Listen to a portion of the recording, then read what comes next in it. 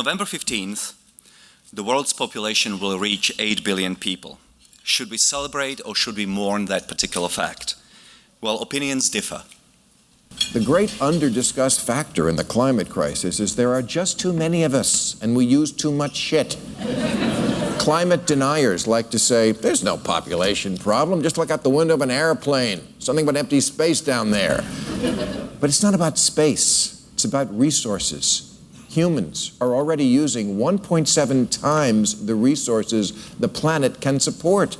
In 1900, there were less than 2 billion people on Earth. Now it's approaching 8. We can't just keep going on like this. The world is just too crowded. There are not enough people. I can't emphasize this enough. There are not enough people. And I think one of the biggest risks to civilization is the low birth rate and the rapidly declining birth rate. It is, and yet so many people, including smart people, think that there are too many people in the world and think that the population is growing out of control.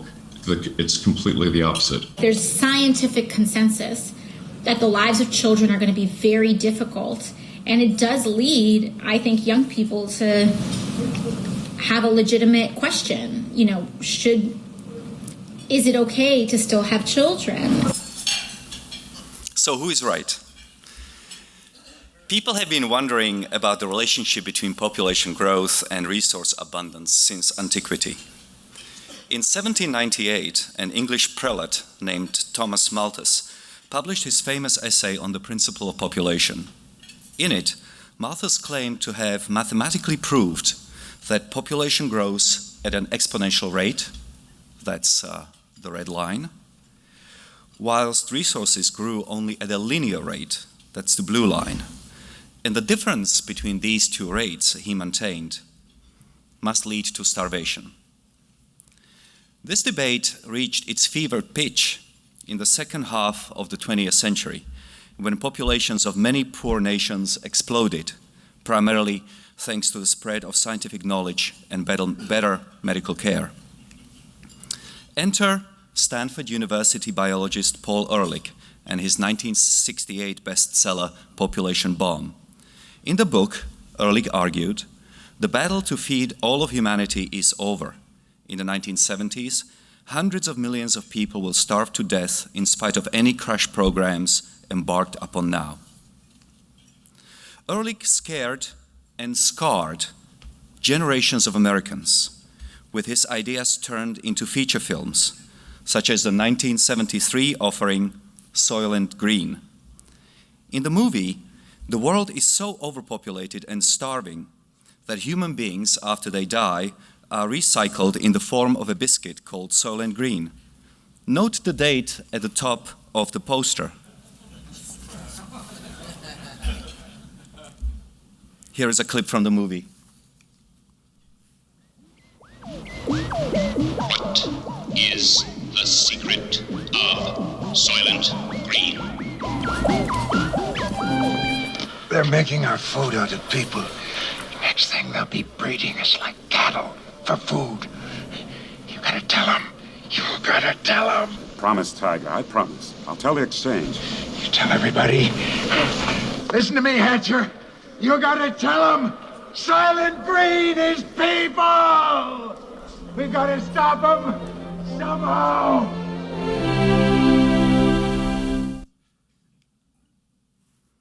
So it's 2022, and instead of starvation, we got an abundance of choices. I picked this particular picture to illustrate my point because I spent far too much time in Whole Foods aisles looking at 20 different types of olive oil, deciding which one is best for me. So can we quantify all of this abundance? Accountants, physicists, and biologists measure abundance by counting resources. How much wheat we can grow, how many barrels of oil we can drill, how much aluminum we can extract. That's problematic for many reasons. For example, the measuring of quantities does not account for technological breakthroughs, such as GMO wheat, which can increase its yield as well as make it more pest and drought resistant, thus leading to bigger harvests on fewer acres of land. Also, measuring quantities does not account for substitutes. Oil-fired power plants, for example, are being replaced by gas-fired power plants. Moreover, quantities do not account for efficiency gains. An aluminum can, for example, weighed 3 ounces of tin in 1959. Today, it weighs less than half an ounce. There are other reasons, but I think you get the picture. Therefore, it is much better to measure prices, to measure abundance by looking at prices, as economists do. Rising price of a commodity implies growing scarcity. Falling price of a commodity implies growing abundance. Prices reflect the behavior and expectations of 8 billion people. In a sense, the market is a giant calculator, providing just-in-time best possible estimate regarding what's scarce and what's abundant. But which price are we to use? You're all familiar with the nominal price of a good that you see in a store every day. To consider long-term trends, the real price is better. Real price takes into account inflation. This is a picture from 1922 Germany, where a loaf of bread cost 1,000 billion Deutschmarks. Unfortunately, inflation measures, like the consumer price index, are contested and distrusted, partly because they are produced by the government, which causes inflation in the first place by printing too much money. There is another problem with real prices. They do not take into account changes in wages. And that's where time prices enter the picture. Ultimately, time prices go back to Adam Smith, who wrote that the real price of everything is the toil and trouble of acquiring it. What is bought with money is purchased with labor.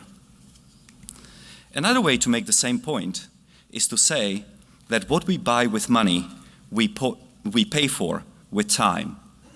Time that we are working rather than traveling, playing sports, or spending time with our friends and families. Time price is calculated by dividing the nominal price of a good or a service by the nominal hourly wage that you are earning at the time of the purchase. Whereas money prices are measured in dollars and cents, time prices are measured in hours and minutes. Simply put, time price tells you how long you have to work in order to earn enough money to buy something.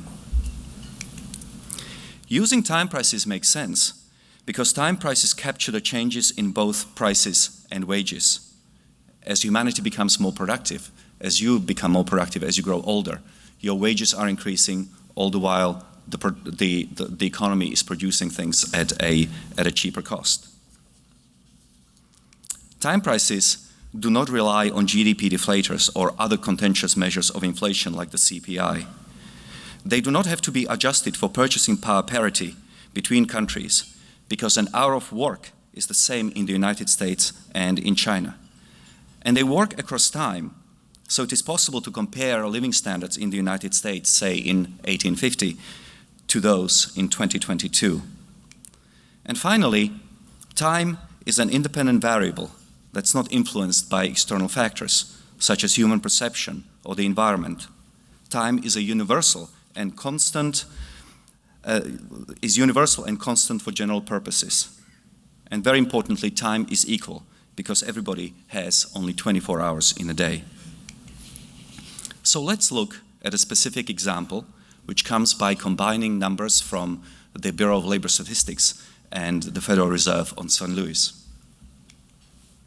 In 1980, the nominal price of a loaf of bread was 50 cents. By 2022, that price has increased to $1.56. So in that sense, in nominal terms, bread got 212% more expensive. Part of the reason why I think that Americans are feeling not particularly flush with money, why they feel so anxious, why why so many people fail to appreciate prosperity they live in, is because our journalists are not smart enough to figure out that nominal prices need to be adjusted for inflation. They report their numbers in terms of nominal increases rather than real prices. Real price, of course, takes into account inflation. So, 50 cents in 1980 equaled $1.81 in 2022 money. But given that bread only cost $1.56, we can say that bread, in fact, adjusted for inflation, got 13.8% cheaper. Now let's look at the time price. Once again, in 1980, the nominal price of a loaf of bread was 50 cents. Hourly wage for a blue-collar worker was $6.57 per hour. That meant that he or she would have to work 4 minutes in order to buy a loaf of bread. By 2022, a loaf of bread increased to $1.56, but hourly wage increased to $26.87. Therefore, your blue-collar worker had to work only 3 minutes in order to afford a loaf of bread. And in that sense, bread got 25% cheaper. As you can see, there is an order of magnitude difference between something getting 25% cheaper and something getting 212% more expensive. But you wouldn't know it from the headlines.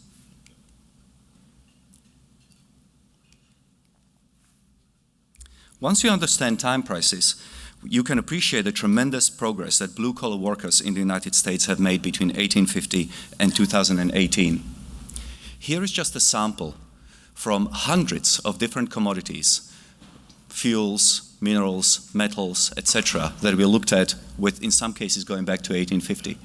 What you can see is that the average time price of these resources has fallen by 98.2%, which means that your typical American worker, for the same amount of time that he or she needed to buy 1 unit in our basket of commodities in 1850, could now get 56 units in our basket of commodities in 2018.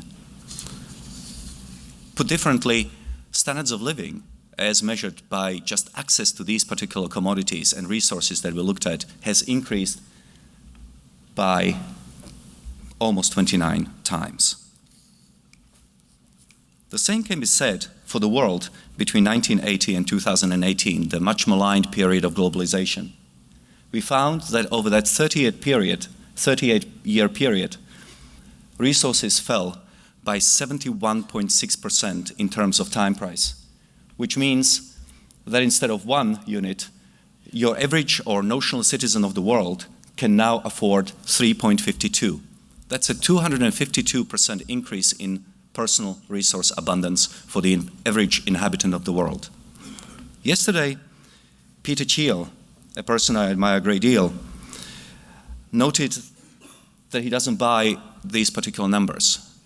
But even if he did, he would still be concerned about the rate of growth. Let me say something about rates of growth.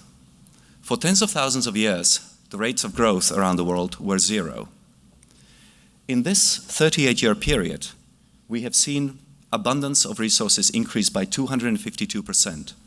I submit to you that at no other point in human history has so much been accomplished in such a little time. In a new book, Superabundance, Gail and I looked at 18 different data sets, with some of the data going back to 1850. And as I said, we measured hundreds of commodities, including food, finished products, raw materials, and even some services. In each case, we found, you will note that the horizontal line is a change in population and the vertical line is in change in personal resource abundance. So in 18 different data sets, we found that in every case, resources have become more abundant. Moreover, we found that in each case, resource abundance increased at a faster pace than population, a relationship which we call superabundance. We also found that every 1% increase in population decreased the time price of resources by 1% and increased personal resource abundance by around 5%. What's more, we found that the speed of progress is increasing rather than decreasing, from about 2.5% per annum in the mid-19th century to about 3.5% today. Remember this chart, which so frightened Malthus. In reality, the graph looks something like this. And the gap between population growth and resource abundance can be explained by the new knowledge produced by human mind. Or, as Thomas Sowell put it, the caveman had the same natural resources at their disposal as we have today, and the difference between their standard of living and ours is the difference between the knowledge they could bring to bear on those resources and the knowledge that we have today. In our model, the process of knowledge creation starts with the overall population. Data suggests that only a small fraction of population innovates. Therefore, the bigger the population, the greater the chance that somebody will come up with a useful idea. Like the Scottish pastor, Patrick Bell, who invented an agricultural reaping machine that made wheat harvests easier in 1828. The next step in the process of knowledge creation takes place in the market, where innovations are constantly improved, leading to innovations like the modern combine harvester, which helps to make our supermarket shelves burst with widely available and widely affordable types of bread.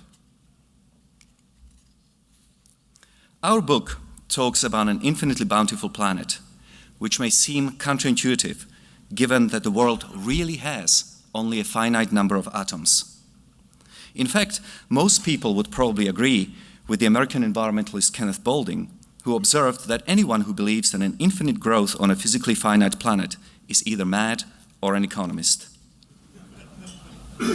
But the number of atoms is largely irrelevant, because what matters is our knowledge to combine and recombine those atoms in ever more valuable ways.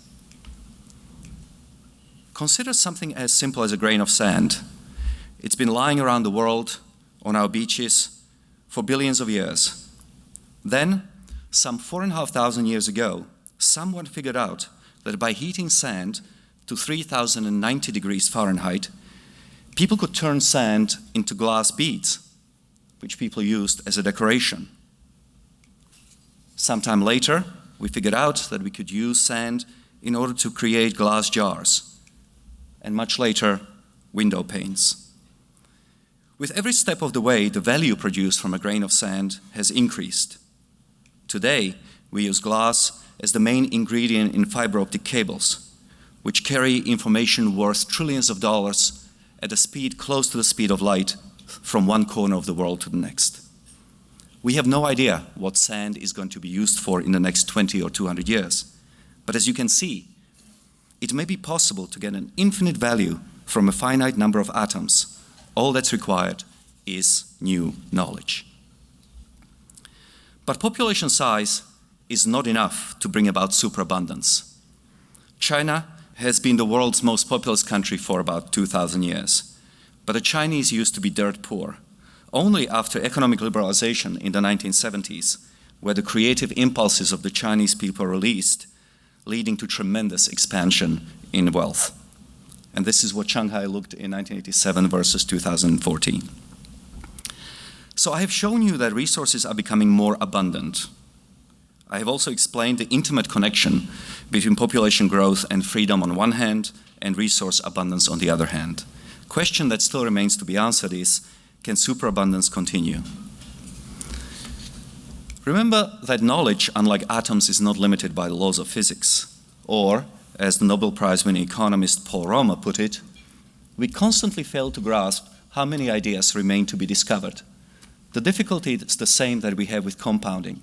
Possibilities do not add up, they multiply. To illustrate his point, Romer points to something as simple as composite materials. The periodic table contains about 100 different types of elements. A recipe for a useful 2-element composite requires up to 9,900 calculations. That's 100 times 99. It took Homo sapiens better part of 300,000 years to figure out that a combination of tin and copper yielded a useful composite that gave its name to the Bronze Age some 5,000 years ago. A recipe for a 4-element compound requires up to 94 million combinations. That's 100 times 99 times 98 times 97. And once you get to a 10-element compound, 100 times 99, 98, etc., 91. Rome explains, there are more recipes than seconds since the Big Bang created the universe 14.5 billion years ago. As you keep going, it becomes obvious that there have simply been too few people and too little time since we've showed up for us to try more than a minuscule fraction of all the possibilities.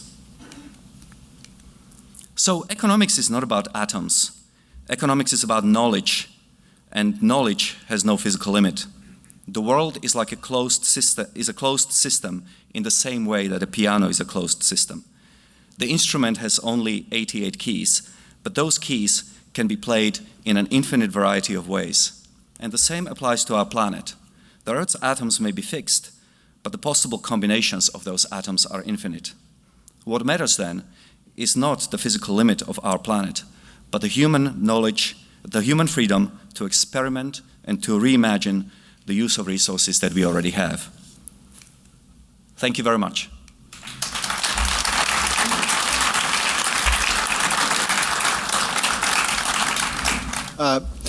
Question, what sorts of counterexamples might you consider? For instance, I'm involved in education, and I see the costs just going up. I take a lot of anecdotal evidence here. So, for instance, in the 1960s and 50s, a college student could work the summer and largely pay for tuition and college costs.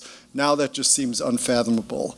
So it seems education has gone up. I mean, I haven't done the calculation, but with time prices, it seems that hasn't been according to what you're describing, where the time prices have been coming down. So what sorts of counterexamples are there? Could you speak to education? It seems that there are some really dysfunctional things happening in education where we allow students to take loans, the government encourages that, the schools then decide, well, we can keep charging more. And so there's dysfunction there that doesn't seem to be the case with commodities or with bread or things like that. Yes. So if you could speak to that. Thank you very much. Yes. So the book is primarily a book about resources and population. And what we focused on specifically was the kind of stuff that people at the very bottom of the income ladder need, such as food, fuels, etc. We didn't look at Lamborghinis, we didn't look at yachts, we looked at a bag of potatoes, oranges, salmon, beef, etc., etc. It is crucial to understand that the element of freedom is very important. The prices that we looked at were generally prices which are subjected to normal market mechanisms. But the market is broken through government activity in many different places and to many different extents.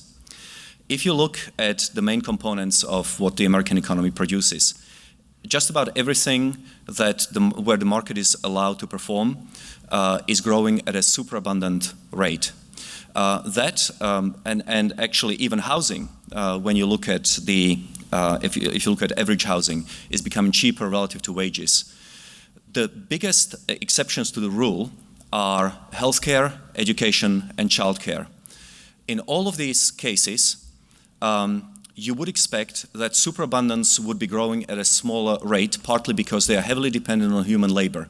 And the one thing that constantly increases in price is the cost of human labor. And therefore, the more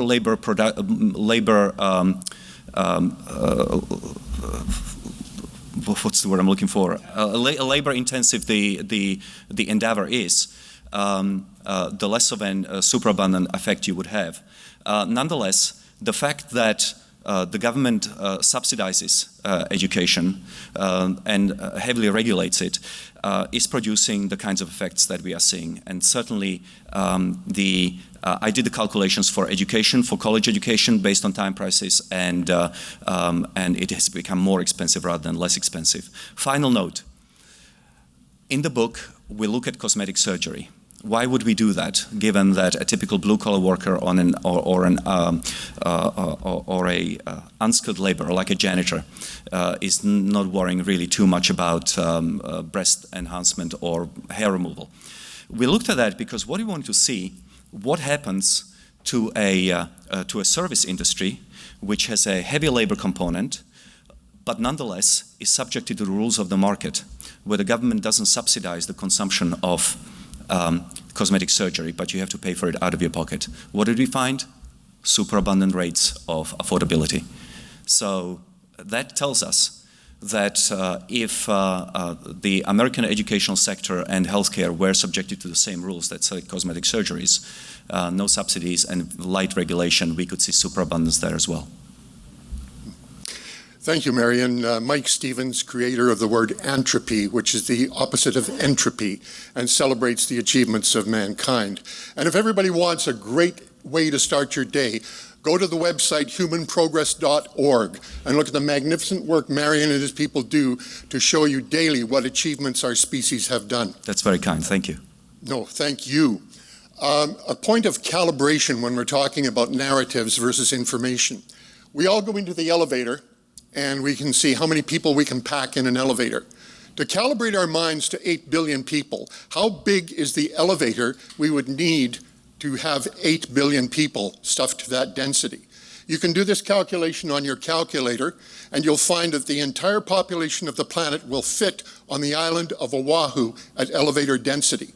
So we have a lot of space and a lot of misconception about population as a problem. But to my question, which is related to time pricing, in your wonderful book, I'm having difficulty with time pricing and the concept of money and currency. And can you address the time price of debt? I will leave time price to debt to Gail. that's above my pay grade. Everything depends how you measure it. In the book, we are specific. In fact, in the presentation I was specific, is that we do not measure abundance in terms of money. We measure abundance in terms of how long you have to work in order to afford something. And the important thing about time price, it seems to me, something that Peter yesterday did not seem to catch on to, is that inflation to us is irrelevant, which is not to say that it's an irrelevant economic concept, because if you have very high rates of inflation, the economy itself will stall. But calculating time prices, for that, inflation is irrelevant, because you are taking nominal price divided by nominal wages, and it's the difference in time over time that tells you whether something is becoming more expensive or less expensive. And I should point out that, or recognize that the last 2 years, especially the last 12 months, we have seen the reverse happening, which is to say that, historically, we would see wages increasing at a faster rate than inflation, and then obviously over the last 18 months or 12 months or so, we have seen inflation rise at a higher rate than wages, which is a problem. But nonetheless, what needs to be kept in mind is the long-term process, is the long-term trend, which we take as far back as we can, which is 170 years. And there are these hiccups. You know, the line of progress is not smooth, it is jagged. And occasionally you get cases like what we are living through right now, where time prices are increasing because the wages are increasing at a lower rate than inflation. Nonetheless, that doesn't mean that the world, it doesn't mean that there is shortage of anything in the world. It just means that there is an artificial problem created by bad government policy. And that applies both to mismanagement of macroeconomic policy in the United States, and it also applies to energy crisis in Europe right at this moment, which is to say there are no physical limits on how much energy Europe could get. The crisis is an outcome of policy decisions that have been made by European rulers.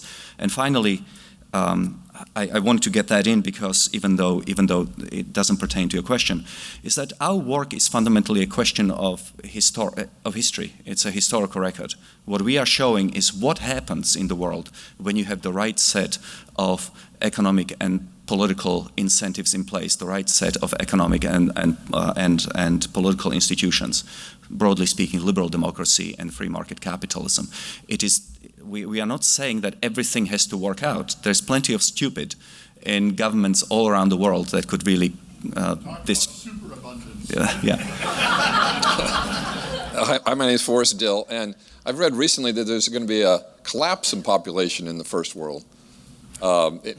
Places like China, Japan, Taiwan, Korea, South Korea are expected to have 50% drop in population in the next 50, 60 years. Do you agree with that? And secondly, what does that mean for your curves, do you think? Yes, the replacement birth rate has to be 2.1 children per woman per lifetime to keep population stable. In South Korea, which I believe is the worst offender on this particular ranking, right now it's 0.9 babies per woman per lifetime. So they are looking at a terrific decline in birth rates. In 107 out of 190 countries around the world, birth rates are below replacement level. The only large region where population is still growing is sub-Saharan Africa. Even in Asia and Latin America, it's now below replacement level, which means that population is going to continue growing until 2060, at which point it will stabilize or level off and then start declining. I, of course, believe that women should have as many babies as they want. Nonetheless, we should be aware of what happens in a world where we have many fewer babies coming to the world than before. There is nothing incompatible between these two positions. One of the things is what are we going to do about $100 trillion worth of unfunded liabilities which we have promised to future generations in terms of healthcare and in terms of pensions? We have no idea. Second thing is, what do we do about government debt, which is now $31 trillion? If you have fewer people, their taxes will have to go higher, or at least they will not enjoy low tax environment in their lives. And lastly, there is a broader general economic point, which is that unless AI comes to our rescue or some form of supercomputing, at this point in time, the only entity capable of having new ideas is the human brain. And so if you don't have humans producing new ideas, then of course the entire economic growth rate could suffer. We can compensate for lowering birth rates by, for example, increasing the amount of freedom in the world. Right now, huge chunks of humanity are not really participating fully in the information and knowledge exchange, partly because they don't have free speech of their own, maybe they don't have much education, they cannot apply themselves. So we could compensate somewhat, but if anything, the problem in the world right now is that the areas which are free are actually shrinking. So we are facing double whammy of declining population and also declining areas with freedom. I'm Brian Points. I'm a consultant and an economist, so this is a question I've been thinking about for a while related to economics. 92 years ago, John Maynard Keynes said that in 100 years, the standard of living will be 4 to 8 times greater, and that the average work week will be about 15 hours a week. And the rest of people's time would be spent on leisure activities. So I would guess that most people in this crowd are not huge Keynes fans. Probably doesn't rank high in your list of economists that everybody's a big fan of. But I'm wondering from you, what was he right about and what was he wrong about in that forecast? He was right about the increase in wealth by 8-fold. If you are in the chart that I showed about global abundance, there abundance doubles. That's between 1980 and 2018. So that growth rate implies doubling of abundance every 20 years, which means that you go from 1 to 2 to 4 to 8 in a scope of, 80-year lifetime. So that has worked out pretty well. He was wrong, obviously, about falling hours of work. And I think that, there are many reasons why people work or they don't work. There seems to be a sort of, when you emerge from an agricultural society and you start industrializing, your hours of work just shoot up, like in South Korea in the 1970s.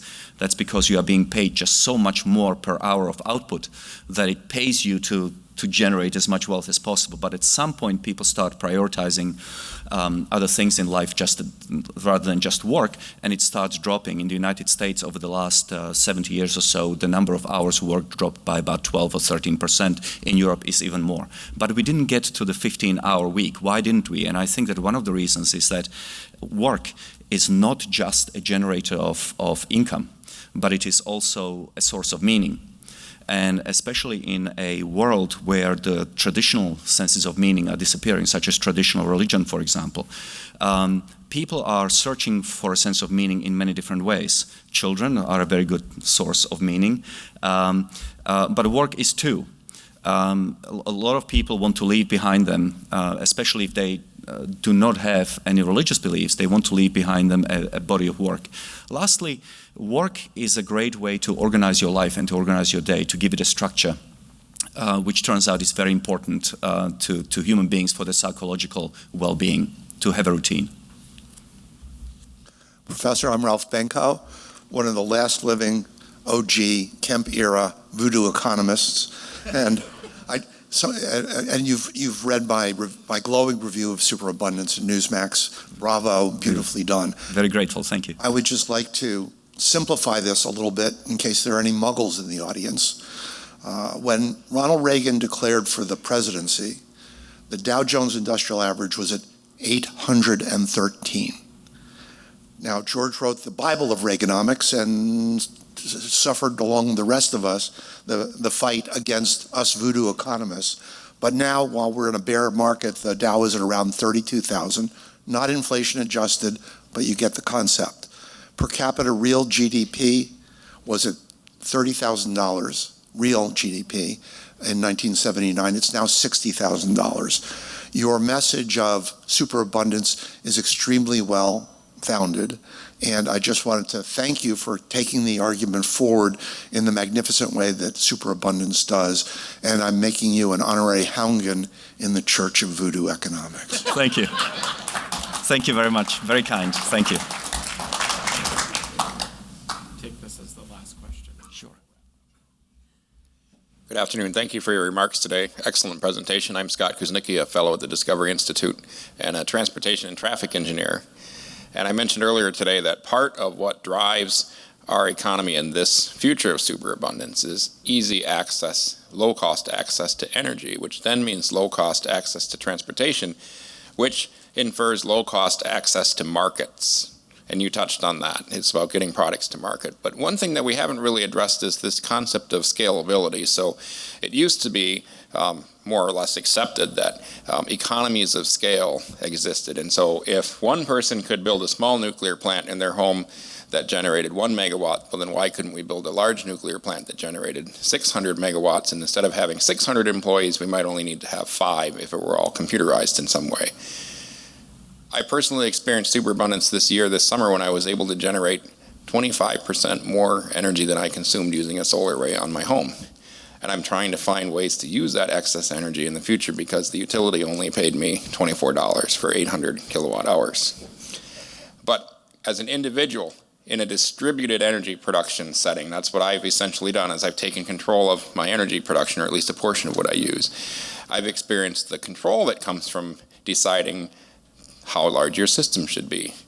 Can you contrast the concept of centralized command and control and the concept of this economy of scale by centralizing and creating huge farms, for example, of thousands of acres, versus using knowledge and the transmission of knowledge through the internet to allow people to perhaps farm 20 acres to their own specifications and avoid all of the things that we've experienced with the centralization of food, which includes, of course, a growing level of toxicity in what we produce.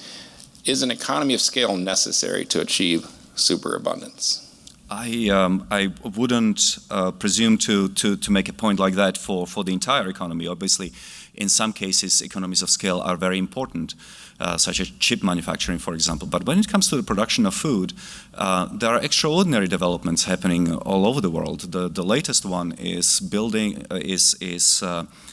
growing food, hydroponics and aeroponics, within cities themselves, whereby they can be grown in skyscrapers. The Taiwanese just started growing lettuce in abundant metro stations and underground tunnels using just LED light. Very often you can regulate the environment of these plants much better than you would be able to in the wild, which means that you're using much less pesticide.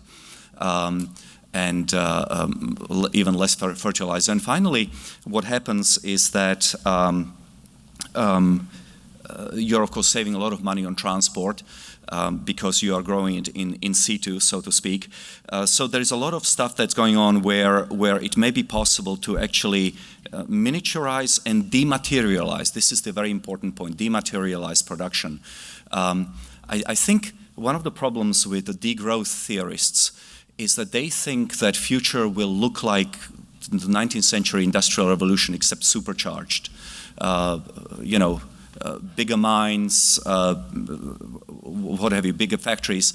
But through the process of miniaturization and dematerialization, we can actually get growth from less rather than from more. And this is also very important.